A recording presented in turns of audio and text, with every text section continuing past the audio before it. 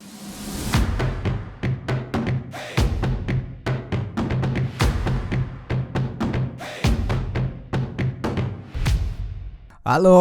kembali lagi di channel YouTube Descartes. Sekarang kita akan bahas bagaimana ekonomi setelah pandemi.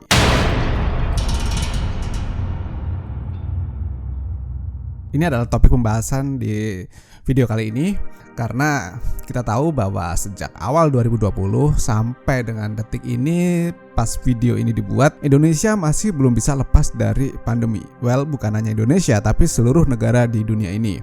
Semoga yang mendengar video ini dikasih kesehatan semua ya.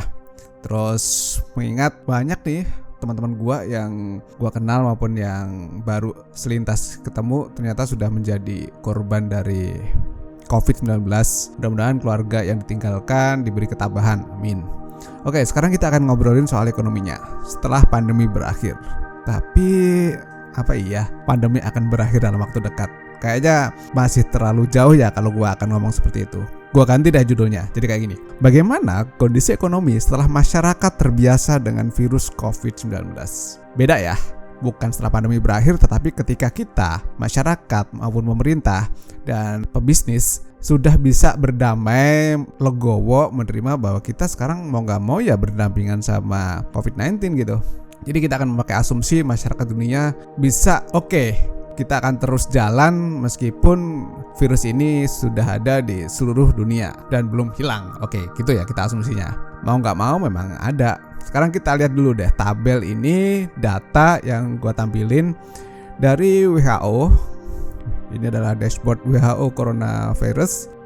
Teman-teman bisa lihat ada 160 juta lebih kasus yang sudah terkonfirmasi secara global. Kemudian kematiannya sudah mencapai di angka 3 juta lebih. Kalian bisa lihat di sini bahwa terjadi kenaikan di tahun kemarin ya. Pas awal-awal ditemuin kenaikannya sangat signifikan, kemudian sudah mulai melandai pada akhir 2020, terus menurun dari sisi case dan kematiannya dari awal tahun 2021 sampai Februari 2021, teman-teman bisa lihat sendiri. Tetapi naik lagi nih di awal Maret 2021. Nah, teman-teman, kalian semua, ketidakpastian masih menyelimuti dunia. Masih banyak orang yang kita nggak tahu nih mau ke depan mau kayak gimana. Kita nggak tahu apakah COVID-19 ini sudah bisa hilang atau belum. Ditambah lagi ketika video ini dibuat sedang ada perang di Timur Tengah antara Israel dan Palestina yang menambah ketidakpastian perekonomian global. Balik lagi ke ekonomi tadi. Pada akhirnya perkembangan ekonomi akan ditentukan oleh 3 variabel utama. Ya, versi gua. Apa saja 3 variabel utama yang gua versikan ini? Yang pertama adalah perkembangan pandemi. Kita tadi udah ngeliat gimana damage-nya pandemi ini. Lockdown membuat orang-orang di seluruh dunia susah dagang, susah bisnis, banyak sudah ter-PHK. Kalau gua ngelihatnya ya, sepanjang tidak ada lonjakan super tinggi, maka ekonomi akan membaik. Kalau syarat tadi dipenuhi. Well, meski adanya vaksin kan kita nggak bisa bilang nunggu 0 korban agar ekonomi pulih kan. Pada akhirnya juga kita harus paralel. Vaksin jalan, ekonomi gerak gitu.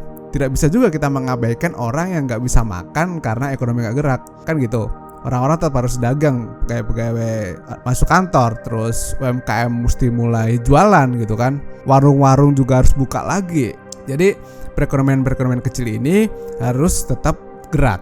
Kemudian yang kedua adalah strategi dari negara adidaya. Di poin ini Amerika Serikat. 1 tahun belakangan ini kebijakan Joe Biden untuk memberi stimulus buat ngelawan dampak COVID sebenarnya menjadi perdebatan di seluruh dunia gitu kan. Contoh kata, ada ekonomi yang mengkhawatirkan bahwa kebijakan dari Joe Biden ini akan membuat ekonomi secara overheat. Nih, ini adalah salah satu judul di media. Will Joe Biden stimulus plan cause the US economy to overheat? Stimulus dari Joe Biden sebesar 1,9 triliun dolar dan dikhawatirkan akan membuat inflasi yang tinggi. Stimulus tadi sebenarnya ada dalam bentuk cek, kemudian kayak yang model-model BLT kalau di kita ya sebesar $1.400 per orang. Kemudian ada juga bagian dari stimulus tadi yang diinjek ke pemerintah lokal agar bisa gerak lagi. Kemudian ada yang juga diinjek ke sekolah-sekolah juga, terus program vaksin dan macam-macam.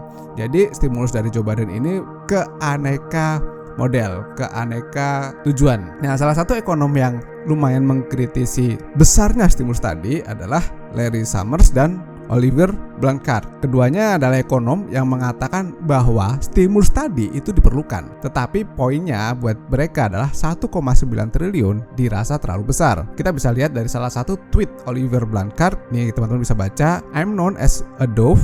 I believe that the absolute priority is to protect people and firms affected by COVID bla bla bla dan seterusnya. Protection can be achieved with less."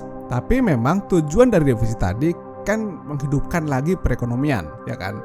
Dan ekonom-ekonom sepakat dengan hal itu. Nah, pasca berjalannya defisit, tentu kita bisa memprediksi bahwa kondisi bisnis akan membaik. Yang harus diperhatikan bagi investasi kita sekarang adalah apakah mungkin ada capital outflow di pasar saham atau obligasi Indonesia terkait dengan kebijakan dari Joe Biden. Dan ini salah satunya juga akan berhubungan dengan tax plan dari Presiden Amerika Serikat yang baru tersebut. Kemudian variabel ketiga yang menentukan bagaimana kondisi ekonomi kita berdampingan dengan COVID-19 adalah kebijakan pemerintah Indonesia. Ya pasti, kebijakan di negara kita sendiri. Ini teman-teman bisa lihat dari data Kementerian Keuangan bagaimana kondisi APBN kita. Terlihat ya dari 2017, 2018, 2019, 2020 mengalami peningkatan tahun kemarin dan stagnan di tahun 2021. Sedikit stagnan. Tapi yang jadi perhatian gue adalah wah, gapnya tinggi nih. Teman-teman bisa lihat penerimaannya itu turun drastis, bisa dilihat di gambar warna biru. Sementara belanjanya itu naik luar biasa. Belanja ini tidak lain disebabkan untuk mendukung menanggulangi COVID-19.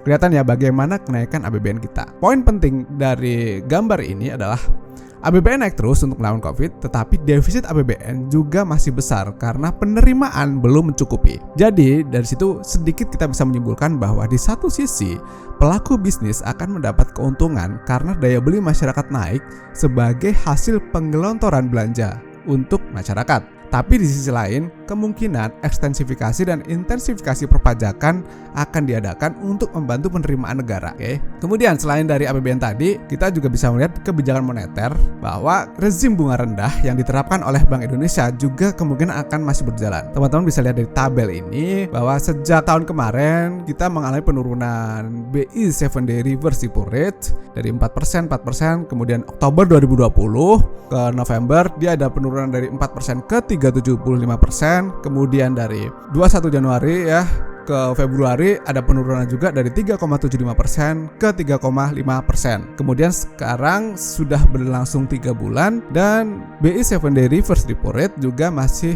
di angka 3,5%. Artinya rezim bunga rendah masih dipertahankan. Dan menurut gua kemungkinan masih akan diteruskan karena niatnya memang untuk membantu akselerasi ekonomi. Kalau ekonominya belum terakselerasi, maka besar kemungkinan BI 7-day reverse repo rate ini belum akan dinaikkan. Nah, dari 3 variabel tadi, gimana ekonomi ke depan? Oke, dari 3 variabel tadi gue ngambil kesimpulan. Yang pertama adalah apakah ada varian baru? Varian baru ini bisa jadi sumber masalah yang belum diantisipasi oleh kebijakan sekarang. Jadi teman-teman nanti perhatikan, kalau misalnya varian baru ini tidak menimbulkan masalah yang luar biasa, maka kondisi ekonomi akan membaik karena injeksi dana dan penanganan sudah dilakukan di seluruh dunia. Tetapi kalau skenario-nya memburuk, misalnya kemarin pas di India ternyata varian baru itu membuat perekonomian tercabik-cabik dan menjadi masalah yang lebih besar, maka ekonomi bisa turun lagi seperti di awal 2020. Jadi kita harus wait and see, kita harus memperhatikan bagaimana perkembangan varian baru maupun perkembangan pandemi di beberapa titik dunia. Kemudian yang kedua adalah bisnis secara digital mau tidak mau harus diberi perhatian lebih. Buat yang sekarang sedang berusaha, sedang berbisnis tapi belum bersiap di digital, belum prepare infrastruktur digitalnya, maka saran gua coba deh cari tahu apakah ada korelasi bisnis kamu dengan digitalisasi. Karena pada akhirnya kan kita akan masuk ke low impact economy di mana bisnis yang survive kemungkinan besar adalah yang tidak berhubungan langsung. Ya beda ceritanya kalau bisnis pijat, massage, atau bisnis akupuntur, atau bisnis manicure pedicure, mungkin yang digitalisasi pemesanannya atau apanya. Nah teman-teman bisa lebih tahu soal itu. Kemudian yang ketiga adalah untuk menghadapi ekonomi ke depan adalah tidak all in ke satu bisnis atau satu investasi. investasi. Kita tetap harus memperhitungkan manajemen keuangan, manajemen risiko biar bisa survive dan selamat. Oke, itu video kali ini mudah-mudahan akan membantu kalian dalam menghadapi perekonomian kita ke depan. Tetapi gue optimis kita akan survive dan keluar menjadi pemenang. Sampai jumpa lagi di video Diskartes episode selanjutnya. Thank you and bye-bye.